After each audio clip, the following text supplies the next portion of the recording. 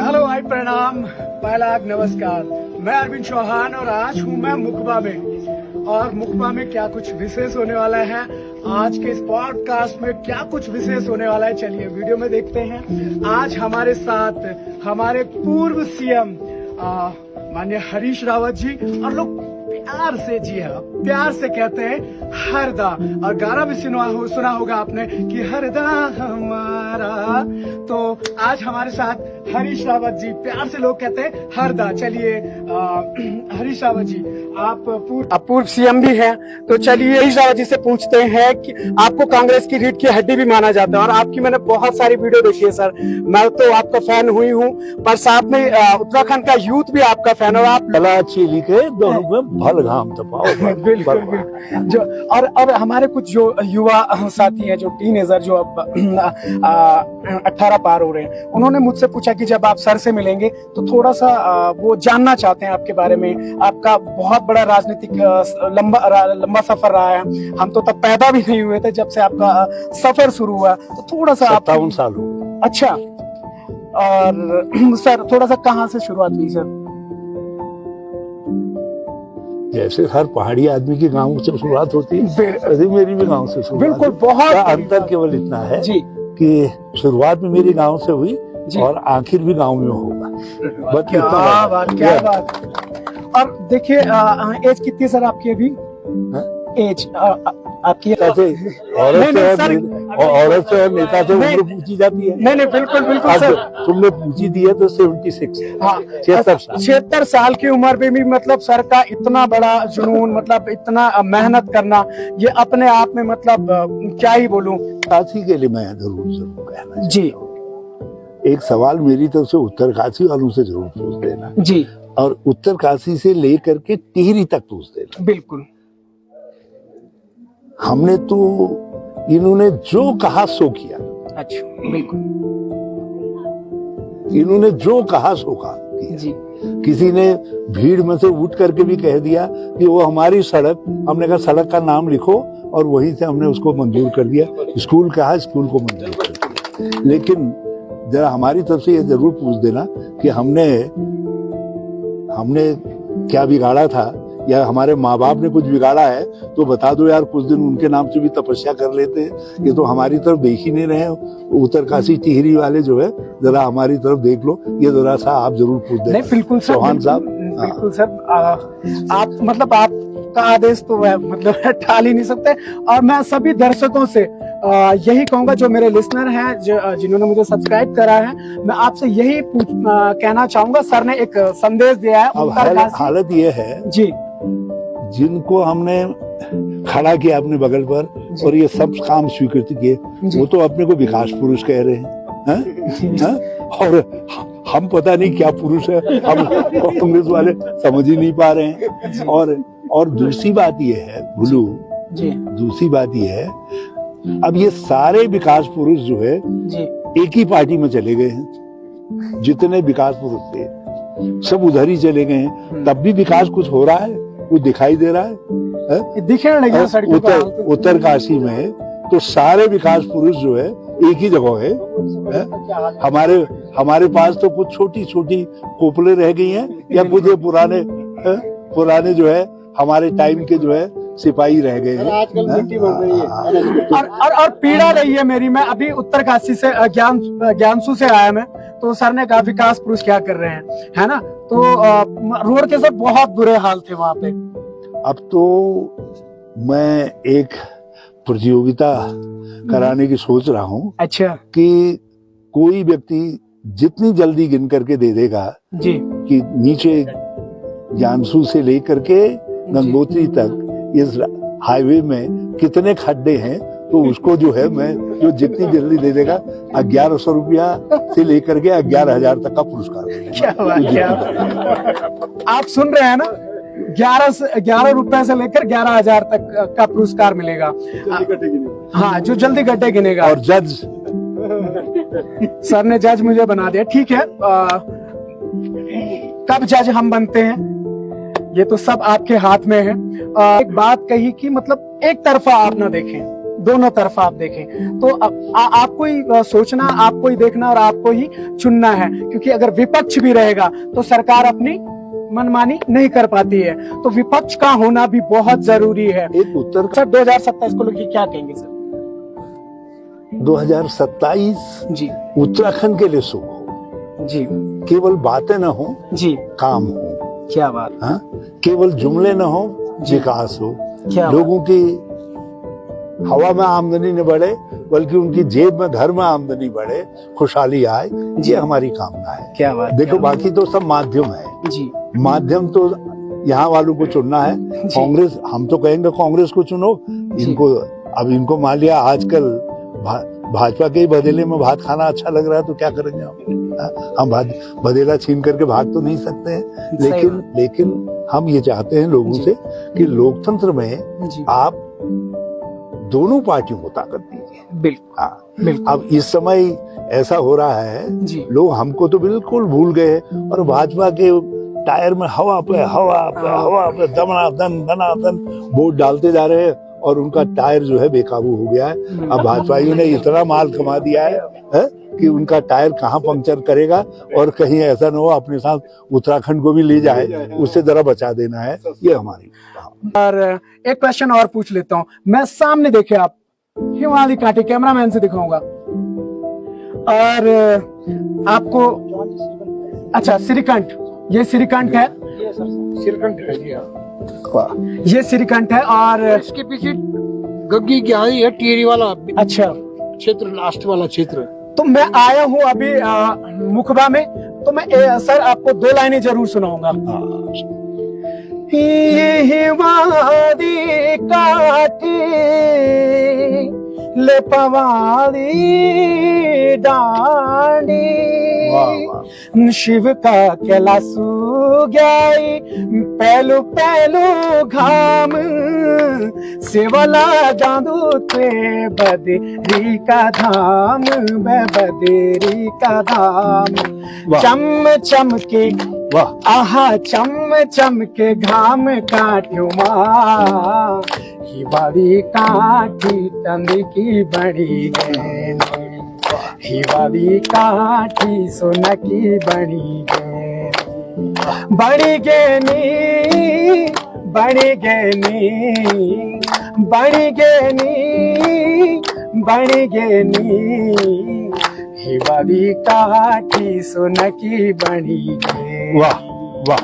और एक question sir और करता हूँ, उसके बाद गंगोत्री में, मतलब गंगोत्री कहूंगा मैं, वहाँ हो सर, चाहे यहाँ हो, मुख्य मठ है, मतलब जहाँ गंगा वहीं गंगोत्री, सही बात है ना। तो उससे पहले एक क्वेश्चन कुछ युवाओं ने भेजा कि सर से जरूर पूछना ओपीएस के बारे में, क्योंकि हिमाचल में आपकी सरकार आई है, कांग्रेस सरकार आई है, मतलब तो वहाँ पे शायद लागू हुई है, तो अगर हम तो ओल्ड पेंशन स्कीम, जी, ये तो कांग्रेस की स्कीम थी, बिल्कुल कांग्रेस ने लागू की जी, और जब अटल बिहारी जी की सरकार आई जी, तो 2003 में जी, वो जब इसको ओपीएस को खत्म कर रहे थे तो केंद्र सरकार के हजारों कर्मचारियों का मैंने एक प्रदर्शन का नेतृत्व किया था इसके विरोध में कि इसको खत्म मत करो। अच्छा। लेकिन वक्त ने ऐसी करवट बदली कि ओपीएस खत्म होगी, ओल्ड पेंशन स्कीम खत्म होगी, न्यू पेंशन स्कीम लागू होगी, और हम तो चाहेंगे कि केंद्र में हमारी सरकार बने और हम पूरे देश में ओपीएस लागू करें। लेकिन उत्तराखंड में हम पहले से ही प्रतिबद्ध है ओपीएस लागू करने। जी जी जी। और उपनल कर्मचारियों के बारे में भी शायद आपकी सरकार में, वो तो मैंने उनके लिए सॉल्यूशन निकाल दिया था। हाँ हाँ।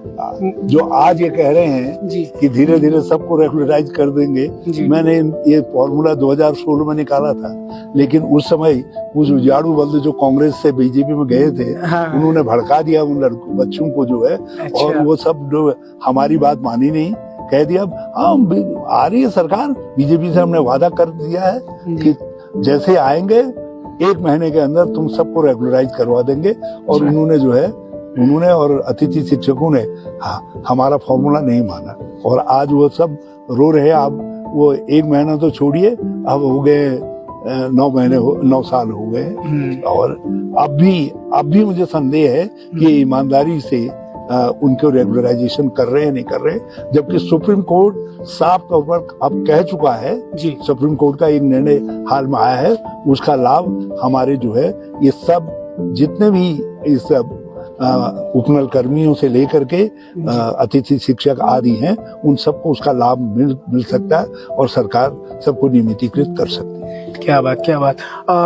हिमाचल में भी शायद लागू, हिमाचल में भी लागू है। तो और एक जाते जाते लास्ट क्वेश्चन, एक और क्वेश्चन मेरे पास आया था कि जो आउटसोर्सिंग में बच्चे हैं उनके साथ बड़ी मतलब आउटसोर्स से जो बच्चे लगे हुए हैं ठेकेदारी से नौकरियों में, तो उनका मेरे पास क्वेश्चन आया था कि जब आप जाओगे तो सर से ये क्वेश्चन जरूर पूछना। उनके लिए भी हम एक स्कीम बनाएंगे जी, जो स्कीम हमने पहले इनके लिए अतिथि शिक्षकों और उनके लिए बनाई थी, उसी के तरीके की एक स्कीम जो है रेस्ट ऑफ द आउटसोर्स के कर्मचारियों के लिए भी बनाएंगे और आउटसोर्स पद्धति को समाप्त करेंगे।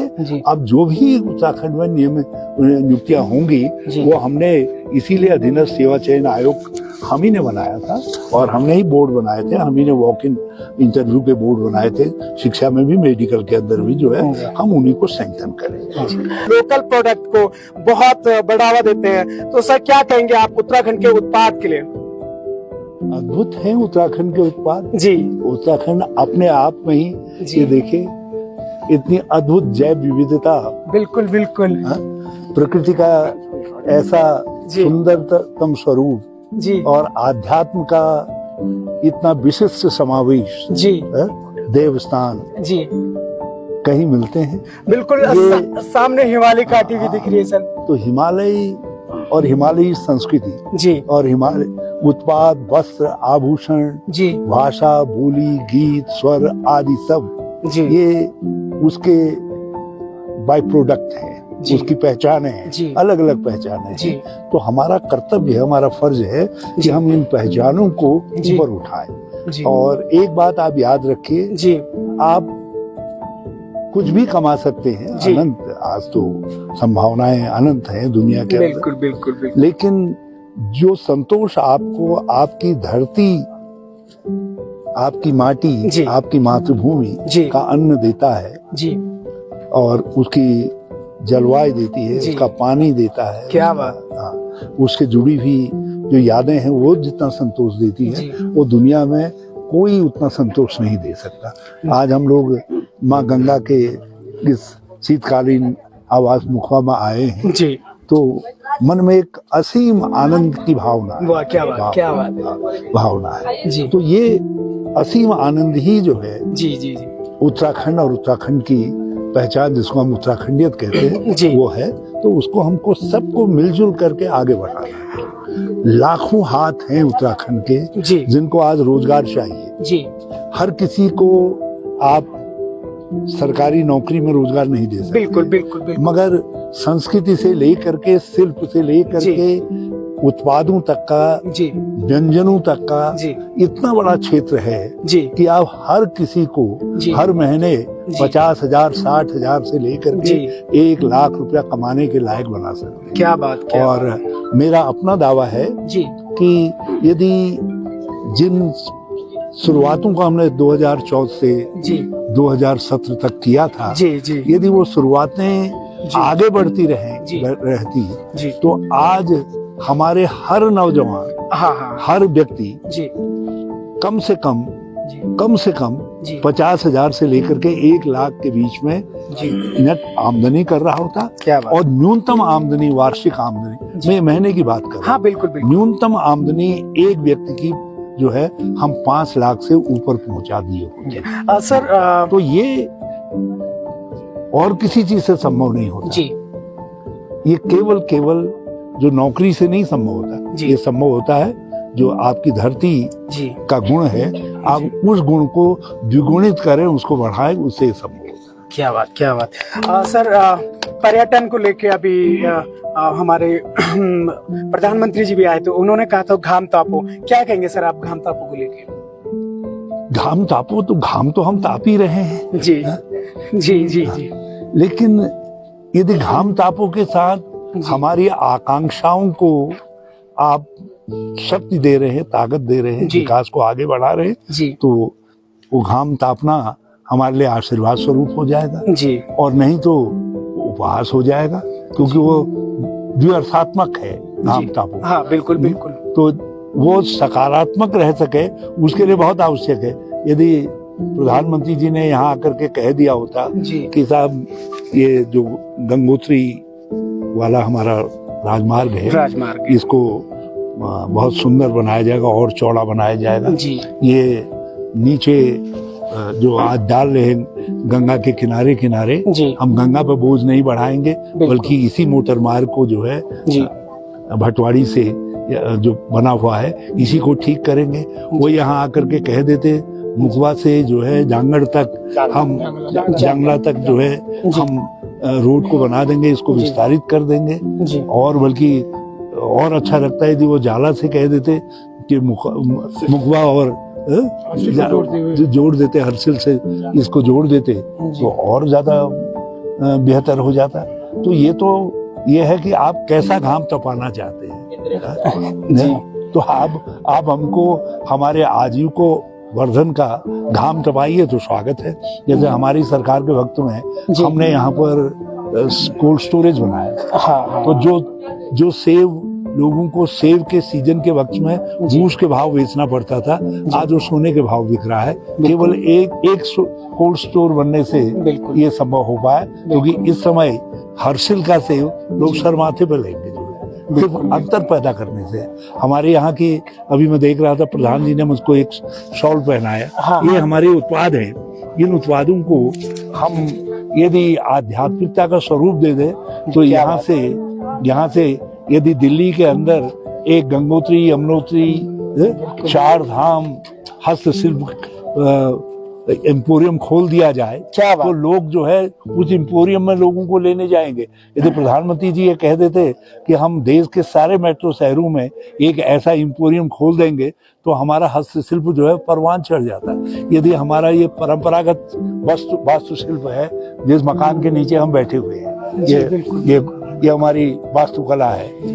अब यदि इसी गांव को, ये मुखवा का गांव जो है ऐतिहासिक गांव है, बिल्कुल बिल्कुल। इस ऐतिहासिक गांव में ये इतिहास अपने आप में प्रकृति की गोद में समा रहा है। बिल्कुल। यदि इसको संरक्षण देने के लिए प्रधानमंत्री कह देते तो ये गांव जो है, ये इलाका वाइब्रेंट विलेज हो जाता। तो आपने केवल सीमांत क्या बीडीपी का, बीएडीपी का, बॉर्डर एरिया डेवलपमेंट प्रोग्राम हमारा था, उसका नाम बदल करके वाइब्रेंट एरिया कर दिया, तो उससे तो वाइब्रेंट नहीं होता। आप सारे सीमांत क्षेत्रों की जितनी तहसीलें हैं उनमें एक सेंट्रल स्कूल खोल देते हैं, वो भी ऊंचाई के एरिया के अंदर। तो ये जितने हमारे पंडा पुरोहित लोग, दूसरे लोग हैं जो हमारे आध्यात्म कर्मी हैं, ये इन्हीं पर तो हमारी आध्यात्मिकता टिकी हुई है। तो इनके बच्चे जो है इन स्कूलों में पढ़ते।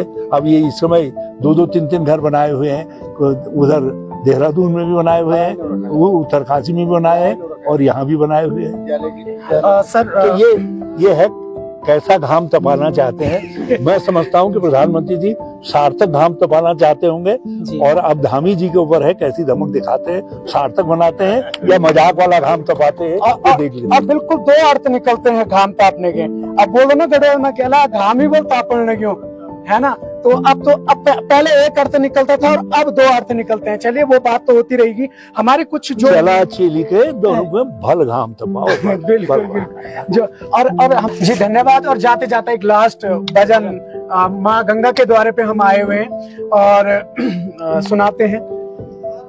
जुगु जुगु बटिन दुनिया रे बाबा त्यारा दर्शनु कुवाणी चा हे संभो